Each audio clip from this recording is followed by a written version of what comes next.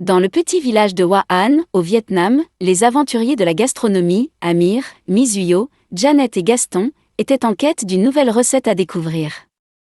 Ils avaient reçu une carte mystérieuse avec l'image d'un rouleau de printemps vietnamien, le Gua Cuong. Amir avait déchiffré les indices sur la carte qui les menait à une vieille dame nommée Ba Ngoa, réputée pour faire les meilleurs Gua Cuong du village. Ba Ngoa, une petite femme aux cheveux gris et au sourire chaleureux, les accueillit dans sa modeste maison. Elle leur raconta l'histoire des Gua Cuong, comment ils étaient traditionnellement préparés pour célébrer le Tété, le nouvel an vietnamien, et comment chaque ingrédient avait une signification symbolique. Mizuyo écoutait attentivement, fasciné par la richesse de la culture vietnamienne.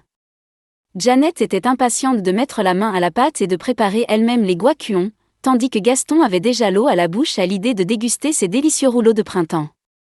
Ba Ngoa leur montra comment préparer les Gua Cuong. Ils commencèrent par faire cuire les crevettes dans de l'eau bouillante, puis ils préparèrent les légumes. Ils coupèrent la laitue, la carotte et le concombre en fines lamelles et cueillirent des herbes fraîches du jardin de Ba Ngoa.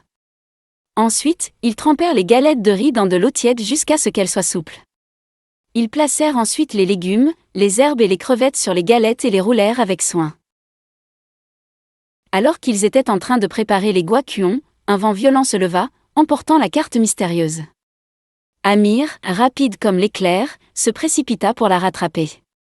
Il réussit à l'attraper juste à temps, mais en la ramenant, il trébucha sur une pierre et tomba dans le panier de Gua Cuong.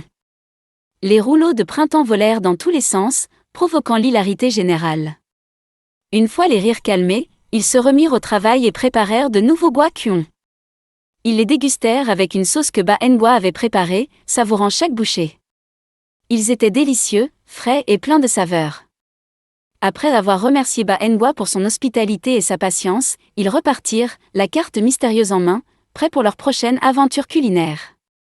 Ils avaient non seulement découvert une nouvelle recette, mais aussi appris l'importance de la coopération et de l'humour, même dans les situations les plus inattendues.